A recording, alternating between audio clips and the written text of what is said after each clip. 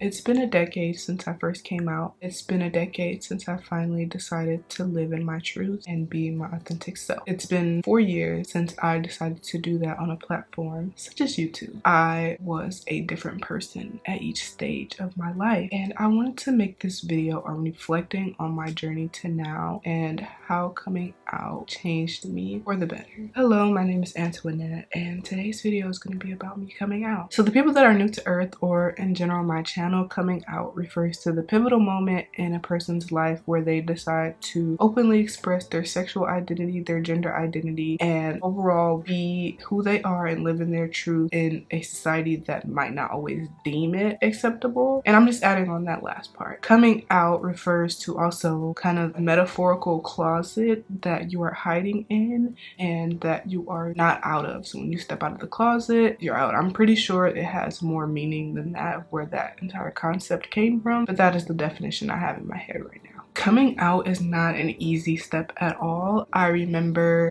being in fear. I know a lot of people were fearful because society, as much as they like to deem itself as progressive and that we're moving forward, that is not always the case, and it's still not the case, and it wasn't the case 10 years ago when I first came out. There is a fear, first of all, of homelessness, being unhoused. There's a fear of harm being done to you. There's just a fear of being looked at in general, and I think that I felt those very same things. I made a coming out video where I discussed the entire process of it. It was not the breath of fresh air that I thought it was going to be in the beginning. Coming out is not a one-time thing. It's not a one-time event where you just do it, bake a cake, maybe show people, and then that's it. We're constantly having to come out, or at least I'm constantly having to come out at various points of time in my life, and it's been definitely interesting because even though I'm officially out, the norm is heterosexual still, and so having to kind of come out of the box and say that always is a swing. It's a hit. My personal experience with coming out, I think it's different depending on the situation. I first came out, I think, to my stepmother when I was 16. I think that was the first ever person. Before then, I had never really had a good representation of what lesbian or gay was. I think now that I remember, the first lesbian couple that I saw on TV was Callie in Arizona from Grey's Anatomy, and then also Lena and Steph from The Fosters. Before then, I didn't really have a concept of gay besides gay male couples, and so that really, it's not a universal thing that applied to me in those types of relationships. But then I was able to see on TV that that was what I actually wanted, and that made sense. Like the Calzona scenes and the Lena and Steph scenes, it was what I wanted, and I was always so confused about that and afraid that I would receive ridicule. I denied it for so long. Your girl was in the closet, even though I don't think I did a well job of it. Any person that says they're surprised, I feel like is lying, but they may be surprised. Coming out the first time is through text message. Coming out to my father was also through text message on National Coming Out Day, like a year later, even though he already knew because stepmom couple, like they were a couple, so they were already hip to stuff. And then I was afraid, and not in the oh he's gonna disown me type of way, but when talking to my dad, I think when we talk to our parents, period, especially growing up in a Black Christian household as I did, there was that fear of immediate unacceptance. I didn't think that it would be like, oh, they're gonna bring the hammer down, no one's gonna ever talk to me again. But it was also the fear of they will never look at me the same, and it won't be for the better, you know what I'm saying? So that was that. My dad was really cool about it. I came out to my mother, I think nonchalantly, like 3 years ago. I was sitting in the living room with my mom and her boyfriend, and I think I was talking about a girl at work that I really liked. I was very chill about it because at that point I had been coming out to people for a few years now, and my mom is my mom. Like, who else would you tell? It was the time where the T-Pain and Kehlani video came out, and we were just talking, and I was like, well, I like Kehlani. She's like, Kehlani? Who's Kehlani? I was like, Kehlani is like one of the most beautiful girls you ever see. So I turned on the I like that video, and I was like, that's the type of girl I like. black. And that's not 100% true. I just like Kehlani. My mom was like, oh, she has too many tattoos. And that was what it was. After so many years of me being afraid to come out in that way, my parents' reactions were pretty chill. It wasn't always so chill. The way that LGBT people were referenced and are still referenced in my family is not as accepting as we may think it is. And this is not to call anyone out. It is to reflect on how having gay people in your family really doesn't change the fact that the homophobia is still there and the resentment is still there and the discomfort, especially me feeling the discomfort, is still there in several sections of life, sectors of life, and all of that. And so just highlighting how the fear that comes with it, I don't think you understand, because I want to say this lightly, race-wise, people look at you and they can tell that you are black, or they can tell you're Asian, or they can tell that you're any of these things, but until you really say it, for a femme presenting lesbian, nobody really knows that you're gay unless you say it. I know for a lot of people that are more outwardly flamboyant, or they're more outwardly expressive in their gender identity and sexual identity, even without saying it, you know. You can tell, oh, this person swings for the other team, or oh, this person is just not adhering to society standards. And I think for me, the fear was that people were gonna think I was something that I wasn't, because there was so much homophobia still deeply ingrained with me when I came out, that I had a lot to unlearn when it came to that fear, and also the biases that I put on other people when it came to their coming out journey, and also the way they express themselves as LGBT people. So I came out to people and I honestly didn't want to talk about it. I was embarrassed oftentimes, and also I was outed by a lot of people. And what I mean by that is, if I tell one person that I was gay and they'd be cool with it, but they also don't understand the fact that coming out is a very dangerous thing, and that you want to be able to do that on your own. You want to be able to come to terms with that on your own. You want to be able to tell other people on your own. And for me, that was often not the case. We could be casually sitting and naturally relationships come up. I remember one specific thing where I was with a cousin, and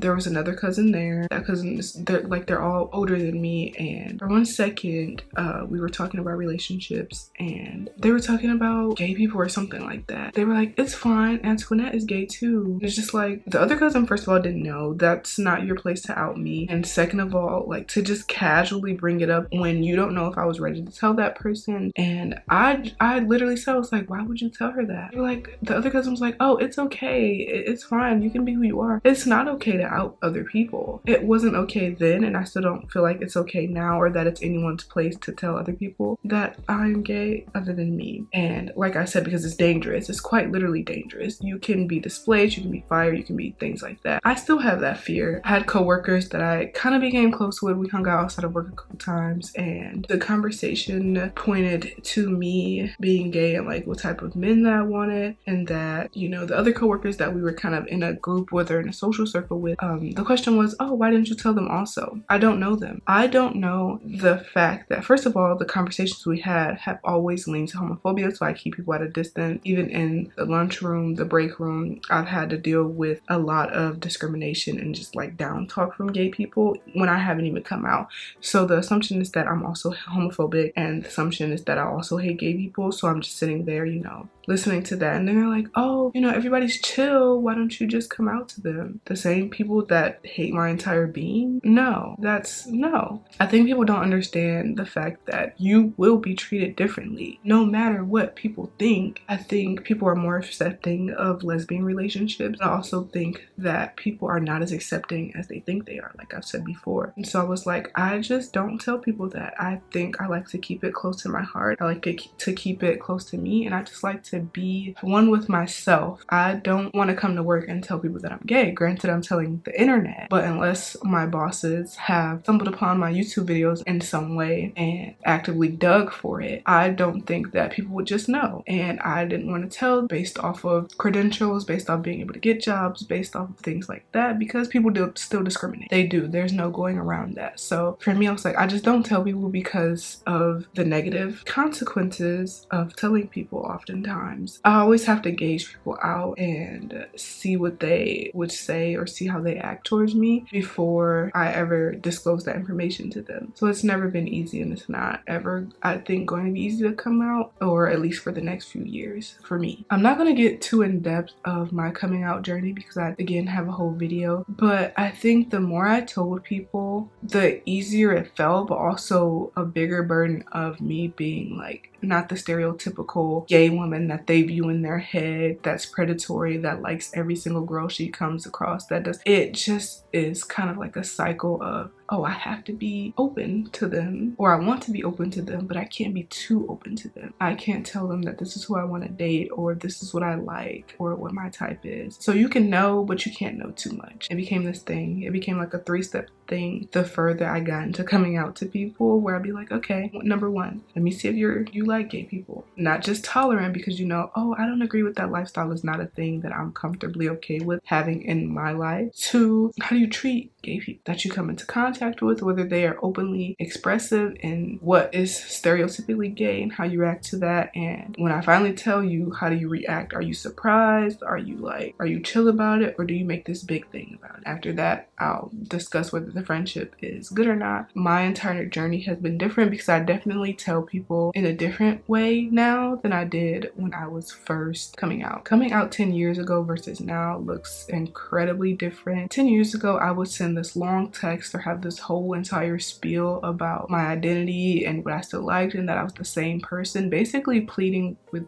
the person to see my humanity. Nowadays, I don't do that at all because I see the humanity in myself and I understand who I am and what I am. I remember going to college and coming onto a college campus. I casually said it. I decided when I got to college that I was not going to be in the closet anymore. I decided that I got to define who I was on my own terms, and I got to define how I shared that with people, and I wasn't going to make it this big thing. So I remember I had a crush on a girl. I was sitting with my roommates at lunch. We all decided to eat lunch together, and I was telling them about my crush, and before then I used, I think, they them pronouns for that person, and I also was like vaguely not describing them in that way. And so my friend was like, oh, you should ask him out, like you should casually go up to him and ask him out. And I was like, oh, I don't think I have the courage to ask her out, but you know, next time I do see her, I'll try to take your advice. And I remember the look of shock because, you know, I think there's a decency to, I have the decency to understand that there can be shock because we live in a heteronormative society. We just like didn't talk about it, and that was that. And I decided that that felt good, that they didn't discriminate against me in that way and they didn't make it a big deal, and that I was gonna live in my truth and I was gonna finally just like be who I was. Also, that comes with a lot of untruth to it because I also said I was bi in college. I think for a while, like I said, I tried to force myself to be something that I was not in that way, and I tried to date men. I dated a lot of men in college. Well, not a lot, that's an exaggeration. I dated a decent amount of men in college. I just was not satisfied. So coming out of college, I was like, I'm not doing this again. But then I did it again. Still was not satisfied either with like anything that had to do with men. I'm sorry. And I still feel the homophobia around me despite having came out. I could just be chilling, we could be talking, or I can be around people that supposedly care about me, supposedly love me, and they outwardly express that they still have homophobic tendencies and they still express how they don't understand how two women or two men can be married. I can't tell you the amount of hurt and shame that I still feel in those moments. I'm 26 years old. Like I said, I've been out since I was 16, and in those moments I still feel that sense of shame, and it's because this person that claims to love me still does not love every part of me. They still do not understand every part of me. They don't want to understand every part of me because they're outwardly expressing these opinions that directly harm me. Well, you don't like lesbians. You dislike lesbians. So why would you ever be invited to my union of love? My outward show of being a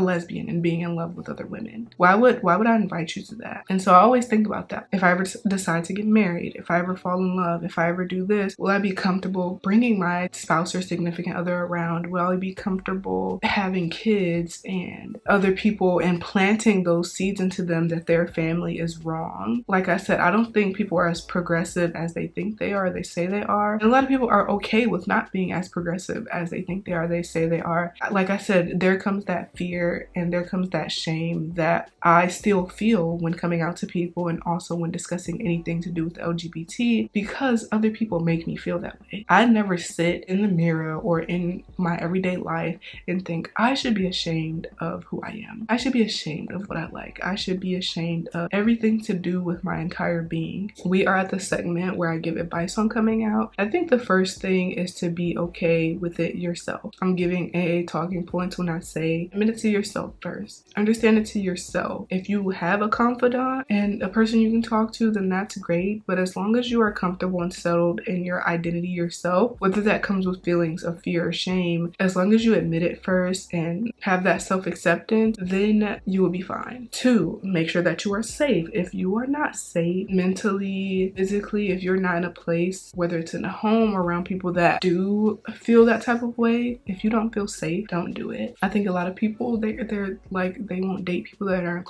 in the closet. And I think, again, there's nuance to that, and that people can always do what they want. So if you're not safe, don't do it. And I think I only have 2 steps for that. That is my reflection of coming out a decade ago. I love it here. That is the end of this video. It's a very quick chit chat with y'all. And I hope that you subscribe or you tell me your feelings of coming out and how you felt after you came out. And I will see y'all in the next video. Peace.